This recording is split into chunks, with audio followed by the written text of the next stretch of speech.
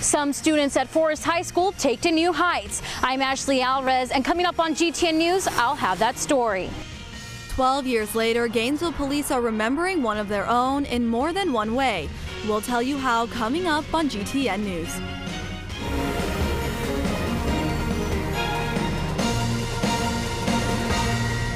Good evening, I'm Tambry Lane. Thanks for watching GTN News tonight.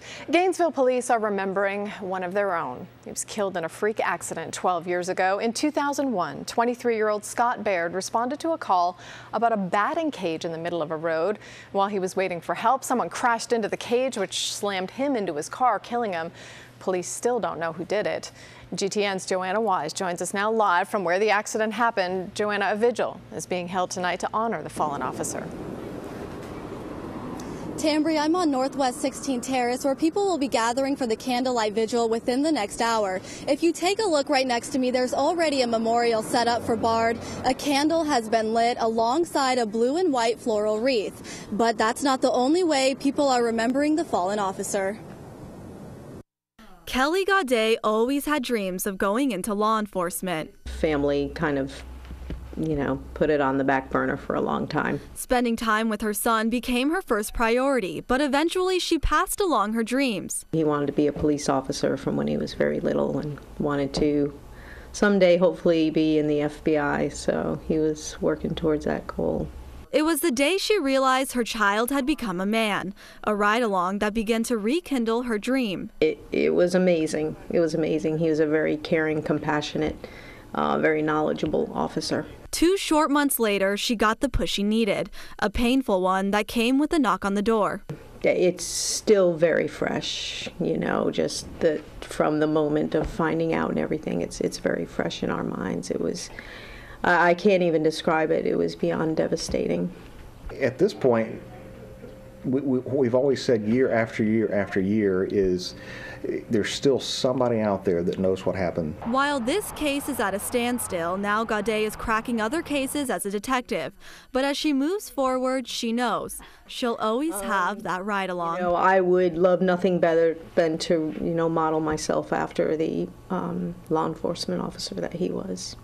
But it's awfully big shoes to fill. Gaudet has been with the department since 2005. She hopes whoever put that metal cage in the middle of the road will eventually come forward. The vigil starts at 7 p.m. and it's open to the public. Reporting live from Northwest 16th Terrace, I'm Joanna Wise, GTN News. Joanna, thanks. A convicted killer's lawyers are working to block his execution. Paul Howell is scheduled to die by lethal injection 2 weeks from today for murdering a Florida trooper in 1992. He built a pipe bomb that exploded during a traffic stop, killing Jimmy Fulford. Howell's lawyers filed a stay of execution and a post-conviction appeal last week. Breaking news now in the manhunt for an accused cop killer in California. The man wanted in a triple murder is holed up in a cabin in Southern California surrounded by police. That's according to local media reports there. This is the Big Bear area where the cabin is. Officials say Christopher Dorner broke into a home, tied up a couple and stole their pickup. Police caught up and there was a shootout. 2 officers are hurt. Dorner is wanted in a killing spree that started Thursday. Officials say he wants revenge for being fired from the LAPD. Of course, this story is developing as we speak, and we'll have the latest for you coming up on GTN News at 11.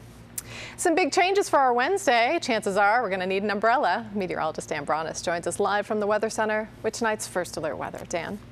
Yeah, a cold front moving through. That's going to bring a chance of rain for your Wednesday. Look at the temperatures behind the front. Much cooler. We're talking 44 Birmingham right now, 51 Memphis. Still a little warm New Orleans, but look at Florida into the 80s, 83 Orlando, 79 right now Gainesville. Temperature into the lower 80s this afternoon. Tomorrow changes. Still warm, pretty muggy with the moisture in place, but chance of some fog in the morning, some dense fog, but then that thunderstorm activity picks up by about noon. That could last through the afternoon with a few stronger storms, severe weather. There's a potential for that as well. Looks like hail and winds will be the main problem. Behind that front, that temperature takes a dive at night, 58 degrees by 9 o'clock. Few rain chances still, but I think we'll be dry in the evening and cooler temperatures in the forecast the rest of the week. Tambry. All right, Dan, thanks. The president goes prime time tonight with his annual State of the Union address. He's expected to touch on many topics in the speech, but he's already hinted job creation is key. I'm going to be talking about making sure that we're focused on job creation here in the United States of America. It means that we're focused on education and that every young person is equipped with the skills they need to compete in the 21st century. President Obama will also talk about the drawdown of U.S. troops from Afghanistan. He's expected to say 34,000 troops will return home by next year. That's according to sources who know what's in his speech. The drawdown will reduce the number of U.S. troops in Afghanistan by half. You can also expect to hear more about gun control and immigration. Of course, you can watch the State of the Union right here tonight at 9. We'll have highlights for you on GTN News at 11.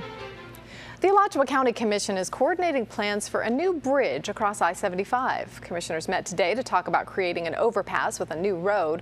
Southwest 30th Avenue would connect Butler Plaza and Celebration Point.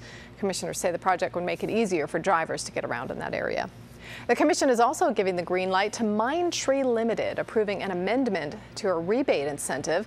The tech company now has 5 years instead of 4 to create 400 jobs in Gainesville. The incentive includes $120,000 from Alachua County if the company reaches that goal. Mindtree already has 80 local employees.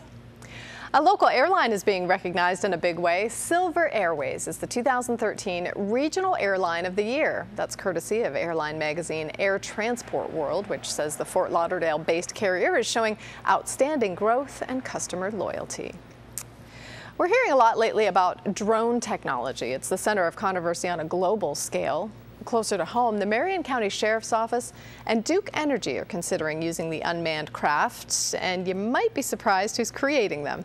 As GTN's Ashley Alvarez reports, area kids are spending hours building drones that can fly up to a mile in the sky. Up in the sky, look!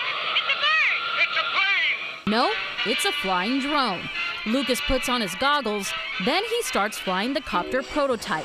I've been doing this for 3 years, so I have a little bit of practice with it. Lucas's passion for airplanes has turned into a school project. And I thought that would be really cool, and I should do that. So then I did it, and I figured it out myself. I went through 3 generations of it, and I finally have one that's working really good. I've been doing this for a couple of years now, but it's just recently it brought up to Miss Perkins' attention that I've been doing this, so she wanted to turn it into a team project. It's a project that many Forest High School students are taking part in. Roughly 200 students are involved in the EMIT program. In the TLA project, students are broken into 45 groups where they must design a drone similar to the one like this. The students spend a countless amount of hours each week working on their aeronautic crafts. Planning is the most essential part of this. As far as construction, they could do that in 2 days. But the planning is essential to make sure everything's right. But Lucas is a fast worker. I can do it in about an afternoon because I've been doing it for a while now. It's not just all fun and games. These quadcopters with built-in cameras are being built for the Marion County Sheriff's Office and Duke Energy. We could use it in a disaster. If trees were down, electrical lines were down, and those trucks could not get in, they could fly in and see which areas needed the most help. Brookins says the drones could also be used to help crowd control at an event and even help chase a suspect. It can hover a mile in the sky, or it can hover, hundreds of feet in the sky just to be there and get footage and look around, and it may catch something that you would not normally see. As Lucas looks to the sky, he's happy to see his hobby turn into something much more. It feels really good. It's really cool to be able to be a part of something like this. One day, an idea. Another day, a piece of work taking flight. Ashley Alvarez, GTN News. The Marion County Sheriff's Office and Duke Energy will choose the best 3 designs in April. Alachua County students are showing off their science skills. The annual science fair is set up in the Santa Fe College gym, featuring 13 categories, everything from social science to zoology. You can check out the projects yourself tonight from 6 to 7. They'll be judged tomorrow. The winners will be announced next week, and they'll go on to compete at the state level. We could see some cloudy skies and rain in the next couple of days. Dan has your full first alert forecast when we come back.